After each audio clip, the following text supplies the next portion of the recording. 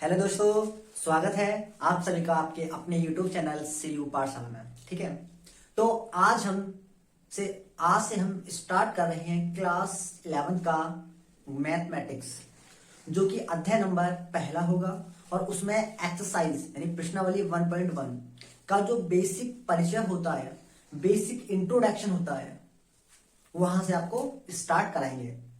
जिसने अभी तक क्लास 11 का गणित नहीं पढ़ा है और जिसने पढ़ लिया है उसके कुछ भी समझ में नहीं आया है तो चिंता ना करें। आज से 100% आपको गणित का एक एक शब्द समझ में आएगा। ठीक है, बस आपको इतना करना है कि इस लेक्चर के माध्यम से लास्ट तक जरूर देखें, स्किप कर करके नहीं देखें, जिससे फिर आपको समझ में ना आए। ठीक है, और समझना चाहते हैं गणित को किस तरीके से, क्या होता है गणित, किस तरीके से क्वेश्चन को सॉल्व किया जाता है, तो उसको समझने के लिए आपको लास्ट तक जरूर बने रहना है हमारे साथ। ठीक है, तो जब क्लास 10th को हम जब कंप्लीट कर लेते हैं तो एक स्टेप आता है हमारा, जो कि कक्षा 11 होता है। कक्षा 11 यानी क्लास 11th, उसमें क्या होता है कि क्लास 10th तक आपने जो भी कुछ पढ़ा है वो सिर्फ नॉर्मल होता, ज्यादा टफ नहीं होता और आसानी से आराम से पास कर लेते हैं क्लास 10th। जब हम धीमे धीमे 10 कंप्लीट कर लेते हैं, फिर एक स्टेप नेक्स्ट आता है जो कि क्लास 11th होता है। उस पे चढ़ने के लिए आपको थोड़ी सी मेहनत करनी होती है। और बच्चे क्या समझते हैं कि क्लास 11th है, उसके बोर्ड एग्जाम होते नहीं है तो आराम से पास हो जाएंगे, बट ऐसा नहीं है, ऐसा नहीं है। जिनको कुछ लाइफ में करना होता है वो क्लास 11 से ही अपनी जर्नी को स्टार्ट कर देते हैं अपना फ्यूचर बनाने के लिए, और जिनको कुछ नहीं करना होता वो आराम से इंजॉय करते हैं। ठीक है, तो अगर आपको अपने फ्यूचर में कुछ करना है, कुछ करके दिखाना है लोगों को, तो क्लास 11 से ही अपना फ्यूचर डिसाइड करें कि मेरा ड्रीम ये है और मैं इसके लिए प्रिपरेशन करना स्टार्ट करूंगा क्लास 11 से ही। ठीक है, जिन बच्चों के पास मैथ है तो मैथ में होता है कि प्रैक्टिस मांगता है मैथ। अगर मैथ की जितनी ज्यादा प्रैक्टिस करोगे उतना ही अच्छा आप सभी को मैथमेटिक्स आएगा। कोई भी एग्जाम हो, एसएससी हो, रेलवे हो, आईआईटी हो, कॉम्पिटिटिव एग्जाम कोई भी हो, सभी आप क्रॉस कर सकते हैं, क्लियर कर सकते हैं अगर आप प्रैक्टिस करते हैं तो। ऐसा नहीं है वीडियो आज देख ली कल देख ली उसका प्रैक्टिस नहीं कर रहे, प्रैक्टिस नहीं करोगे 0/0 आएगा। वीडियो देखने से, किसी के पढ़ाने से कुछ नहीं होता बच्चों। जब तक खुद सेल्फ स्टडी नहीं करोगे तब तक कुछ नहीं होगा। ठीक है, तो आज का जो प्रश्नावली है हमारी 1.1, जिस चैप्टर का नाम है समुच्चय यानी सेट्स, जो सेशन 2024 और 25 एग्जाम आएंगे उनके लिए हम आपको कराएंगे स्टेप बाय स्टेप। हमारा जो शेड्यूल रहेगा बच्चों, आपके साथ आपको वीडियो प्रोवाइड कराने के लिए वो रहेगा कि जो भी हम चैप्टर, उसके बाद फिर एक्स चैप्टर के अंदर एक्सरसाइज आती है प्रश्नावली, उस प्रश्नावली को सॉल्व कराने से पहले हम आप सभी को पहले उसका इंट्रोडक्शन बताया करेंगे। जिससे इंट्रोडक्शन का मतलब होता है कि इस प्रश्नावली में किस टाइप का क्वेश्चन होगा, उसको सॉल्व करने का क्या तरीका होता है, सॉल्व कैसे करेंगे उसे, उसकी थ्योरी को कैसे समझेंगे, लिखेंगे किस तरीके से। ठीक है, तो वो किसमें मिलेगा, इंट्रोडक्शन वीडियो में। ऐसा नहीं है कि इंट्रोडक्शन वीडियो को नहीं देखा और आप डायरेक्ट प्रश्नावली कर रहे हो, ऐसा बिल्कुल मत करना, फिर आपकी समझ में कुछ नहीं आएगा। अगर आप बेसिक समझ लेते हैं चैप्टर का तो कोई भी प्रश्नावली हो, कोई भी प्रश्नावली का क्वेश्चन हो, उसको आसानी से आप सॉल्व कर सकते हैं। ठीक है, तो क्लास 10th तक जो मैथ रहता है वो नॉर्मल रहता है, क्लास 11 से थोड़ा हाई हो जाता है। डरने की बात नहीं है, अगर हमारे साथ बने रहोगे तो 100% आपको मैथमेटिक्स आएगा। ठीक है, तो जब कक्षा 11वीं में हम आते हैं ना, तो हमारे सब्जेक्ट का जो सिलेबस होता है बहुत चेंज हो जाता है, सारा का सारा। ऐसा नहीं है कि सिलेबस जैसा था वैसा ही है। ठीक है, कुछ नई बातें सीखने को मिलती हैं, नई चीजें पढ़ने को मिलती हैं। ठीक है, तो आज हम स्टार्ट करें गणित। गणित का जो चैप्टर है हमारा वो है समुच्चय, और प्रश्नावली 1.1 का जो रहेगा वो बेसिक है। आज की क्लास जो रहेगी वो ओनली इंट्रोडक्शन है। उसके बाद कल इंट्रोडक्शन के बाद एग्जाम्पल, किसके, प्रश्नावली 1.1 जो भी प्रश्नावली हुआ करेगी उसके एग्जाम्पल जरूर कराया करेंगे। क्यों, क्योंकि बच्चे क्या करते हैं कि प्रश्नावली को तो कर लेते हैं, एग्जाम्पल करते नहीं, और क्वेश्चन आते हैं एग्जाम्पल में से ज्यादा। एग्जाम्पल तब भी होते हैं थोड़ा बहुत, और एक्सरसाइज में क्वेश्चन थोड़ा इजी होते हैं तो बच्चे आसानी से कर लेते हैं। और एग्जाम्पल में थोड़ा घुमा दिया जाता है क्वेश्चन को, टफ नहीं होता, घुमा दिया जाता है, बच्चा सोचता है यार ये तो आएगा ही नहीं, बेटा एग्जाम्पल नहीं छोड़ना, ठीक है ना। तो हमारा चैप्टर है वो क्या है, समुच्चय, ठीक है। ये आप सभी को नया शब्द लग रहा होगा क्योंकि आप क्लास 11 में आए तो नया ही होगा। समुच्चय का एक तरीके से जो अर्थ होता है वो होता है क्या, ग्रुप, यानी समूह। जो समुच्चय का जो अर्थ होता है क्या होता है, समूह से होता है। टीम इंडिया का समूह जो होता है, या 11 व्यक्तियों का समूह, 5 व्यक्तियों का समूह, 12 केलों का समूह, 5 दिनों का समूह, इस तरीके से, ठीक है। तो सबसे पहले इसमें जो क्वेश्चन बनता है बच्चों, वो बनता है कि जो समुच्चय है, इस समुच्चय टॉपिक, समुच्चय का सिद्धांत किसने दिया, किस गणितज्ञ ने दिया और कब दिया, किसने दिया और कब दिया। तो देखो जो समुच्चय का सिद्धांत है,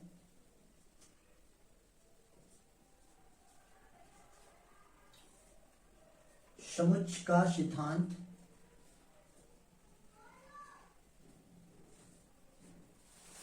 जियोर्ज कैंटर नाम के गणितज्ञ थे। कौन थे, जियोर्ज कैंटर। इन्होंने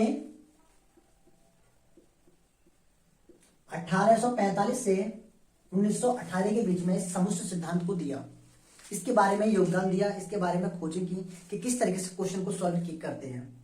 किसने, जियोर्ज कैंटर नाम के एक वैज्ञानिक थे, उन्होंने समुच्चय सिद्धांत को दिया। अगर कोई आपसे प्रश्न करता है कि समुच्चय सिद्धांत किसने दिया, तो आपका आंसर होना चाहिए कौन, जियोर्ज कैंटर नाम के गणितज्ञ थे। मैथमेटिशियन को वैज्ञानिक नहीं कहते हैं, याद रखने इस बात को, मैथमेटिशियन को बोलते हैं क्या, गणितज्ञ, ठीक है। अब बात आती है कि समुच्चय है, समुच्चय का अर्थ मैंने आपको बता दी समूह से होता है।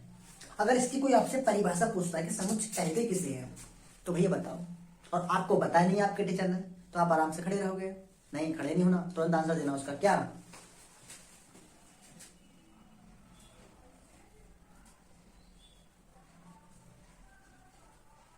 समुच्चय, क्या आंसर देना उसको, कि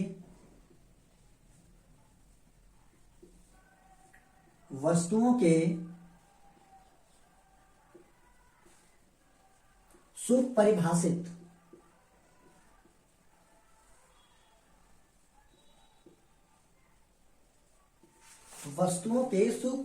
संग्रह को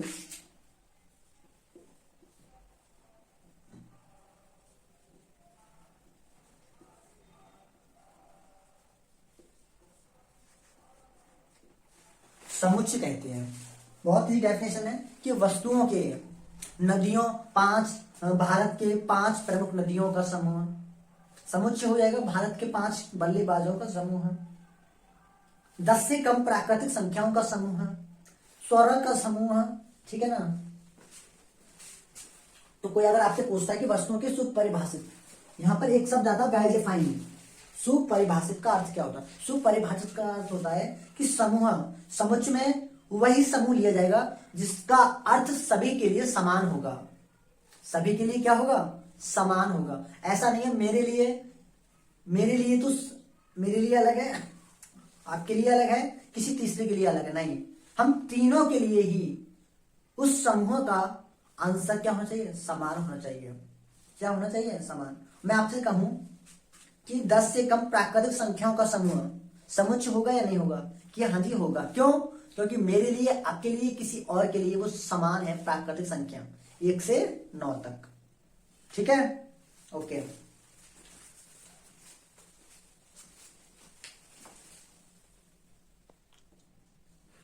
ठीक है, तो मैं कुछ आपको बताता हूं कि समुच्चय कौन कौन से हो सकते हैं, कौन कौन से नहीं हो सकते। जैसे मैं आपसे कहूं कि 10 से कम प्राकृतिक संख्याओं का समूह,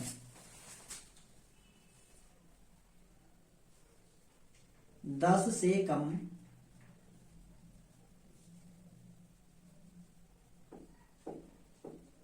प्राकृत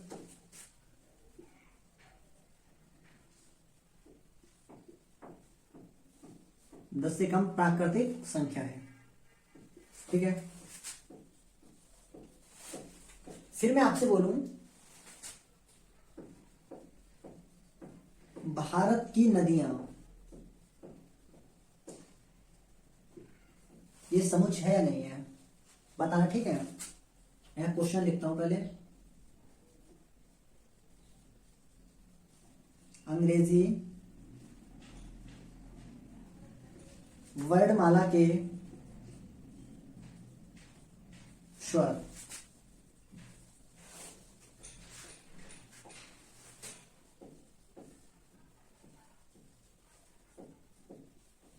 विभिन्न प्रकार के त्रिभुज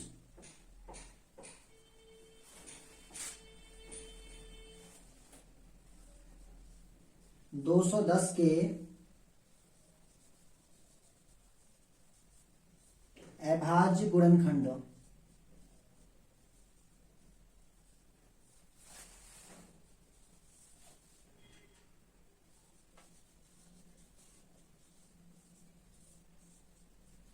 समीकरण x² minus 5x plus 6 is equal to 0।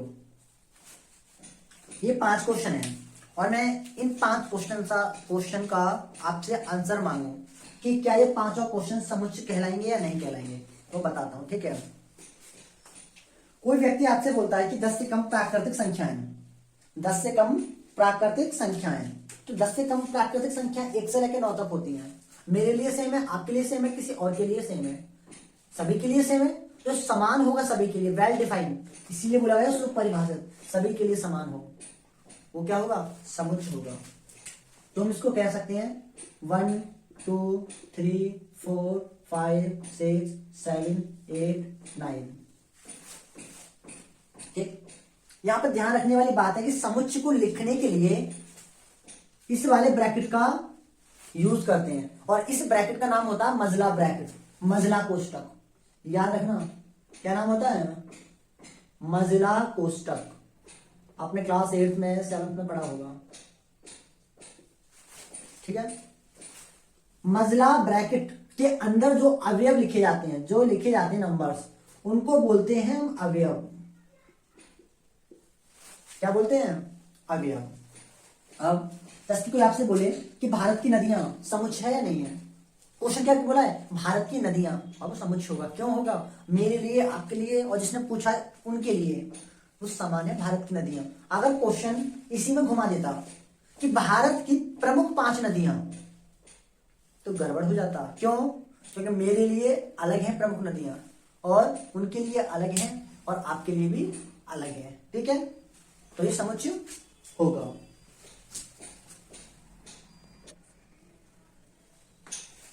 ठीक है, फिर आपसे जो पूछता है कि अंग्रेजी वर्णमाला के स्वर, क्या क्वेश्चन करता है, अंग्रेजी वर्णमाला के स्वर क्या समुच्चय होगा, आपका आंसर होगा हाँ होगा। क्यों होगा, क्योंकि अंग्रेजी वर्णमाला के जो स्वर होते हैं वो सभी के लिए समान होते हैं। ए आई ई और ओ यू क्या होते हैं, ए आई ई ओ और यू 5 स्वर होते हैं, सभी के लिए क्या होते हैं, समान होते हैं। फिर आपसे क्वेश्चन करता है विभिन्न प्रकार के त्रिभुज। ये वाला क्वेश्चन भारत की नदियां की तरह है। विभिन्न बोलते इसने कि अनेक त्रिभुज का समूह समुच्चय होगा। यहां पर होता कि प्रमुख 3 त्रिभुजों का समूह, वो समुच्चय नहीं होता। मेरे लिए अलग होगा, आपके लिए चॉइस अलग होगी, उसके लिए अलग होगी। ठीक है ना। 210 के अभाज्य गुणनखंड, यानी 210 के अभाज्य गुणनखंड, 210 को किन किन संख्याओं से डिवाइड कर सकते हैं। हम इसको कर सकते हैं सर 2 से कर सकते हैं, 3 से कर सकते हैं, 5 से कर सकते हैं और 7 से कर सकते हैं। इसके अलावा कोई 5वां नंबर नहीं आने का बेटा, 5वां नंबर नहीं आने का। और ये 2 3 5 7 सभी के लिए समान है, इसलिए हम इसको क्या बोलेंगे, ये समुच्चय की कैटेगरी में आएगा। समीकरण आपको दे दिया जाए x² माइनस 5x प्लस 6 बराबर 0, तो इसके जो रूट निकलते हैं, मूल इसके जो निकलते हैं, मूल वो 2 और 3 होंगे। ऐसा नहीं है 2 और 3 मेरे लिए तो यही है, आपके लिए क्या हो, 2 और 5 हो? नहीं, क्वेश्चन क्या है, 5x प्लस 6 के गुणनखंड इस प्रकार करने की घटाने जोड़ने पर क्या है, 5x आए और गुणा करने पर 6 आए। मेरे लिए 2 और 3 आ रहे हैं, आप बोले तो मेरे लिए 2 और 5 आ जाए, तो 2 पंजे कितना होता है 10, यहाँ क्या है 6, नहीं हो सकता। ठीक है, तो इसके मूल्य क्या होंगे, 2 और 3 सभी के लिए इक्वल होंगे। तो ये कुछ समुच्चय के टाइप थे कि समुच्चय को किस तरीके से दर्शा सकते हैं। ठीक है, नोट कर लीजिए।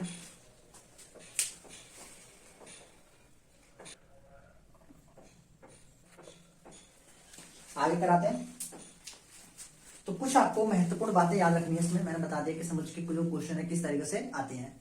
समुच्चय एक तरीके से बोलते हैं कि जो तथ्य हम बोलते हैं उन तथ्यों का जो अर्थ है सभी के लिए समान हो, उसे क्या बोलेंगे, समुच्चय। ठीक है, तो आप लोग लिखना कि महत्वपूर्ण तथ्य, महत्वपूर्ण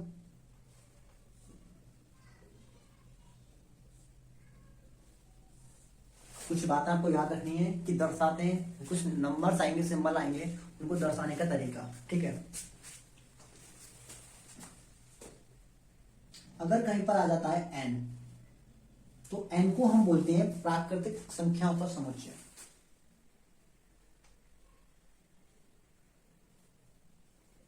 प्राकृत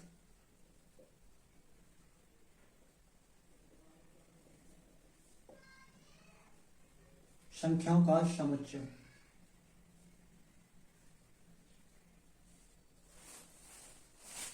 प्राकृतिक संख्याओं का समुच्चय। उसके बाद कहीं z मिल जाए उसको बोलते हैं हम पूर्णांक, पूर्णांकों का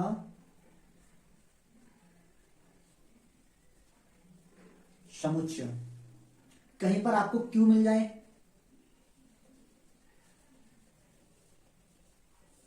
परिमेय संख्याओं का समुच्चय।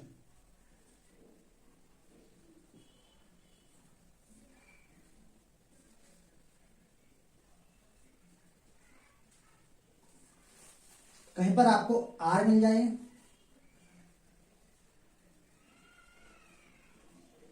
वास्तविक संख्याओं का समुच्चय।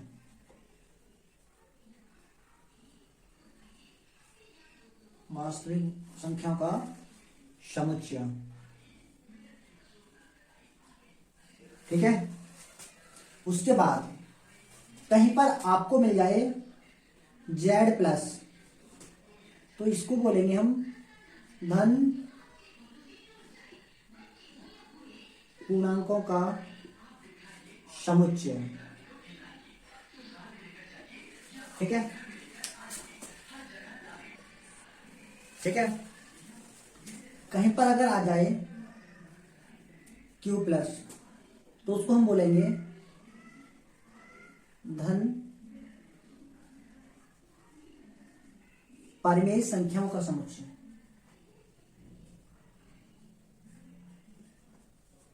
संख्याओं का समुच्चय। कहीं पर लिखा हो r प्लस, तो इसे हम बोलेंगे धन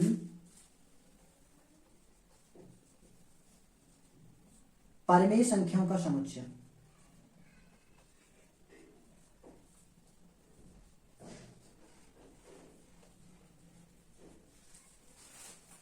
ठीक है, तो आपको ये 7 पॉइंट याद रखने होंगे। कहीं पर अगर n लिखा है ना तो उसका मतलब समझ जाना। आपको इस तरीके से क्वेश्चन मिलेंगे थियोरेटिकल, उनको दर्शाने का तरीका होता है वो ये वाला होता है। अगर कहीं लिखा हुआ है कि प्राकृतिक संख्याओं का समुच्चय, तो प्राकृतिक संख्याओं को जो हम लिखेंगे ना वो कुछ इस प्रकार लिखेंगे दोस्तों कि n बराबर 1 2 3 4 इस तरीके से, यानी किसके बराबर, n बराबर। कहीं लिखा हो पूर्णांकों का समुच्चय, पूर्णांक जानते हैं ना, इंटीजर बोलते हैं, जो प्लस के भी होते हैं, माइनस के भी होते हैं और जीरो भी होते हैं। तो z बराबर 0 प्लस माइनस 1 प्लस माइनस 2 इस तरीके से, किसके बराबर, z बराबर परिमेय संख्याओं का समुच्चय। ये परिमेय संख्या याद रखना, इसमें पॉजिटिव भी परिमेय संख्या आएंगे और नेगेटिव भी आएंगी।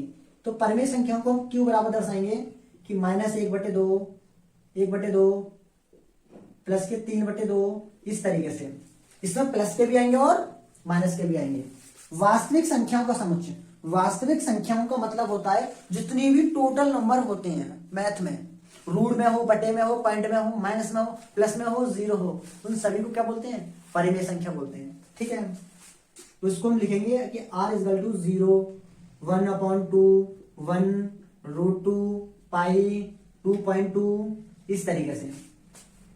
ये प्लस के भी होंगे माइनस के भी होंगे, ठीक है ना, प्लस के भी होंगे माइनस के भी होंगे। अगर कहीं वास्तविक संख्या को समुच्चय आ जाता है तो r बराबर लिखेंगे, परिमेय संख्या आ जाता है q बराबर, पूर्णांक आ जाता है z बराबर, प्राकृतिक संख्या आ जाती है तो n बराबर।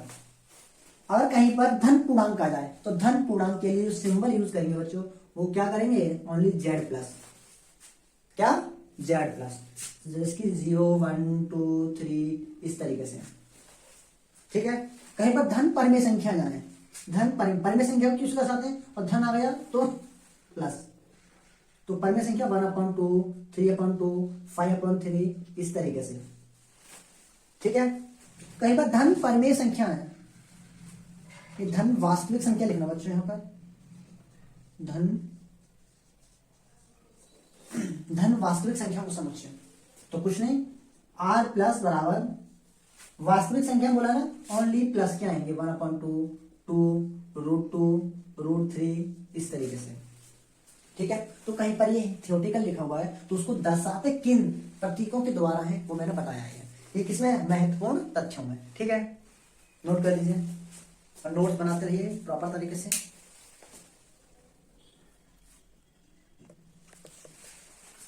ठीक है, हमने देखा कि थ्योरेटिकल अगर दिया गया है थ्योरी तो उसको लिखने का तरीका कि किस तरीके से उनको दर्शाएंगे, और अब हम पढ़ेंगे कि जो समुच्चय होते हैं उनको किस तरीके से दर्शाते हैं, किन शब्दों का, किन अक्षरों का यूज किया जाता है। ठीक है, तो नेक्स्ट है हमारा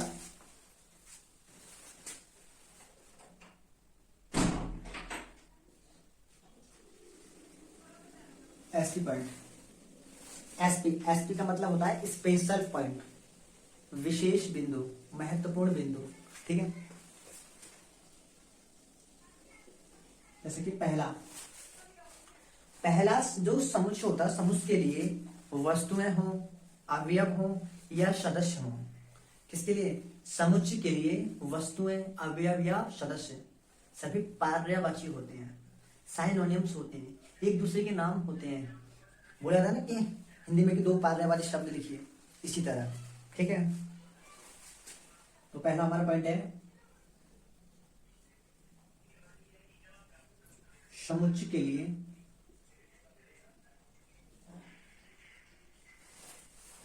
लिए वस्तुएं, अवयव तथा सदस्य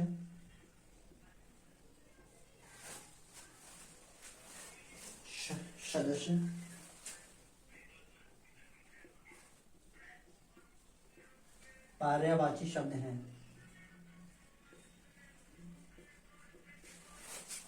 ठीक है, वस्तुएं बोलो या अवयव बोलो या सदस्य बोलो, सभी क्या? पर्यायवाची है।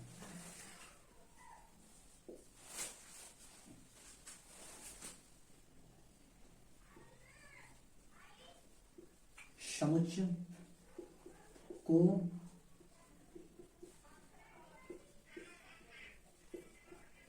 दर्शाने के लिए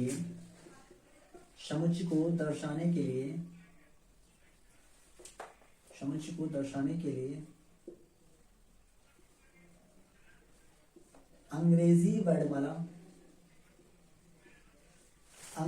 वर्णमाला के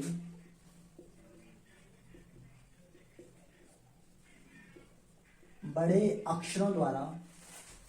अक्षरों जैसे A, B, C, D इस तरीके से। ठीक है, बड़े अक्षरों द्वारा दर्शाया जाता है,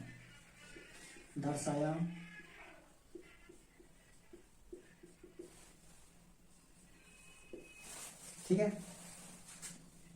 तीसरा पॉइंट समुच्चय के अवयवों को समुच्चय के अवयवों को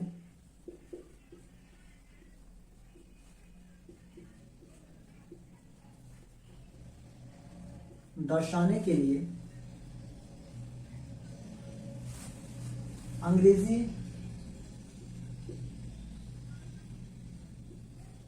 अंग्रेजी वर्णमाला के छोटे अक्षर द्वारा छोटे अक्षरों जैसे ABCD छोटे अक्षरों द्वारा दर्शाया जाता है। ठीक है, तो आपको 3 पॉइंट थोड़ा याद रखना है। पहला कि जो समुच्चय है, समुच्चय के लिए अवयव बोले, वस्तुएं बोले या सदस्य बोले, तीनों एक ही पर्यायवाची है। दूसरा है कि समुच्चय को दर्शाने के लिए अंग्रेजी वर्णमाला के बड़े अक्षरों का यूज करते हैं। समुच्चय के अवयव को दर्शाने के लिए अंग्रेजी वर्णमाला के छोटे अक्षरों का यूज करते हैं। ठीक है, अब जैसे कहीं पर लिखा हुआ है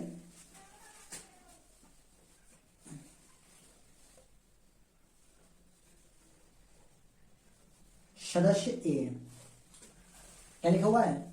सदस्य ए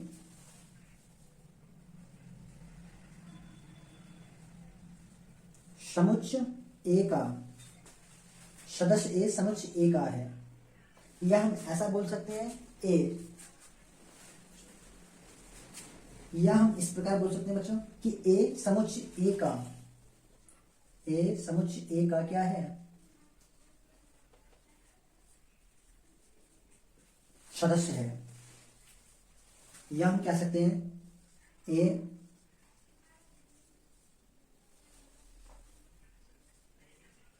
समुच्चय ए का सदस्य नहीं है। सदस्य की जगह आप अवयव यूज कर लो या वस्तु ना बोलो, बात एक ही। ठीक है,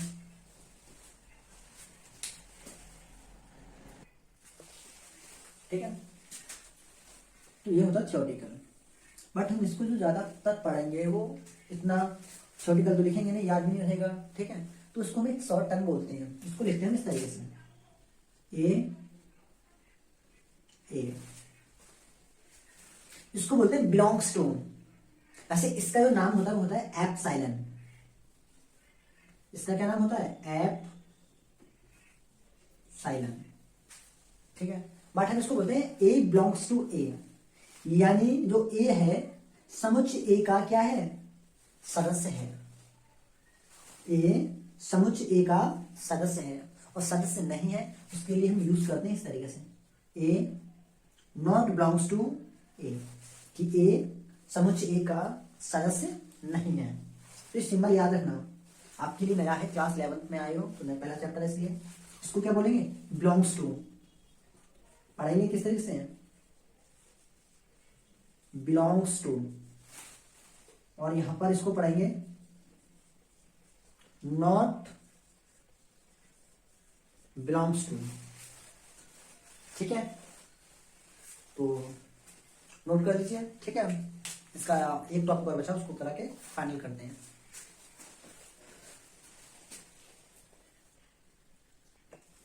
ठीक है, तो इस प्रश्नावली का लास्ट टॉपिक बचा हुआ है हमारा, जो कि है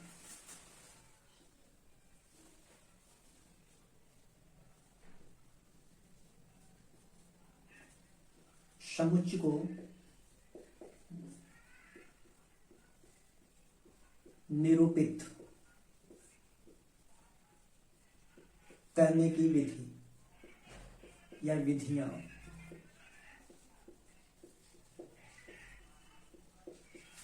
ठीक है, समुच्चय को दर्शाने की 2 विधियां होती हैं बच्चों। कोई अगर आपसे पूछता है कि समुच्चय को निरूपित करने की कितनी विधियां हैं, तो समुच्चय को निरूपित करने की विधियां 2। ठीक है, कितनी विधियां हैं? 2। ठीक है, इसमें जो पहली आती है बच्चों वो आती है रोस्टर।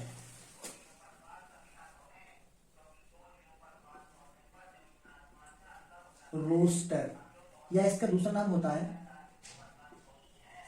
सारणीबद्ध।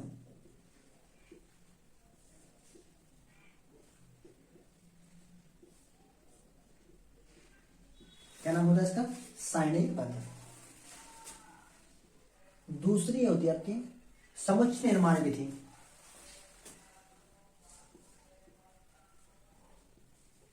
समुच्चय निर्माण विधि। अगर कोई आपसे पूछता है कि समुच्चय को निरूपित करने के लिए कितनी विधियां का यूज होता है, कितने मेथड है, तो आपका आंसर होना चाहिए 2। पहला रोस्टेड या सारणीबद्ध, दूसरा समुच्चय निर्माण रूप। अब देखो किस तरीके से, जैसे मैं आपको एग्जाम्पल के द्वारा समझाता हूं। अगर आपसे कोई बोलता है कि संख्या 42 को विभाजित करने वाली सभी प्राकृतिक संख्याओं का समुच्चय, क्या कि संख्या 42 को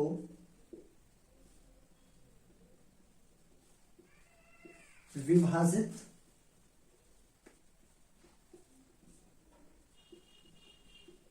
करने वाली प्राकृतिक संख्याओं का समुच्चय, प्राकृतिक संख्याओं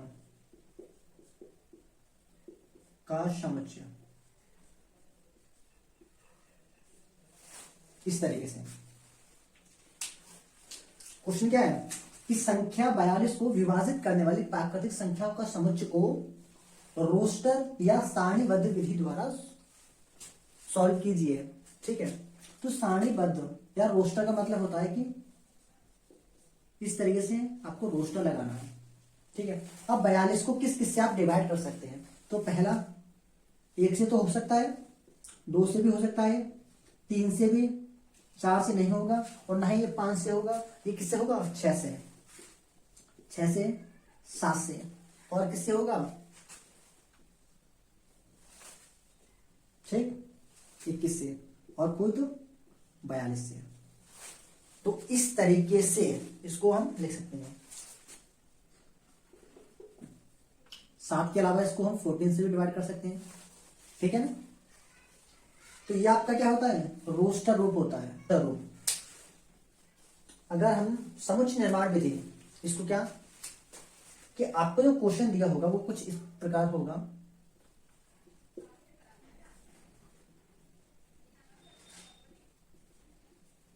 समुच्चय AIEOU, इस तरीके से होगा क्वेश्चन। और आपको ये समुच्चय निर्माण विधि में नहीं करना है। किसमें करना है? समुच्चय निर्माण विधि द्वारा। तो क्या होगा कि इसको करने के लिए हम किसी से दर्शा लेते हैं। मान लीजिए यहां पर मैं यूज कर लेता हूं V या A, आपकी मर्जी। ठीक है, तो उसको मैं लिखूंगा किस तरीके से? तो उसको लिखने का तरीका, सबसे पहले आपको जो लिखना होगा वो लिखेंगे हम x सच दैट x। जो मैंने 2 बिंदु इस तरीके से लगाए बच्चों, इसको बोलते हैं क्या? Such that. क्या बोलते हैं? Such that. या हम बोल सकते हैं इसको कॉलन, x कॉलन x। ठीक है, ठीक है ना? फिर कॉमा लगाएंगे x सच दैट x। उसके बाद अंग्रेजी वर्णमाला का एक स्वर है, क्या लिखेंगे? अंग्रेजी वर्णमाला का एक क्या है? स्वर है। इस तरीके से करेंगे। यह आपका होता है समुच्चय निर्माण रूप। और ये कौन सा होता है? रोस्टर रूप। ठीक है, तो जो प्रश्नावली 1.1 है उसका बेसिक कंप्लीटली यह समाप्त हो जाता है। ठीक है, कल जो हमारी क्लास करेंगे वो उदाहरण करेंगे प्रश्नावली 1.2।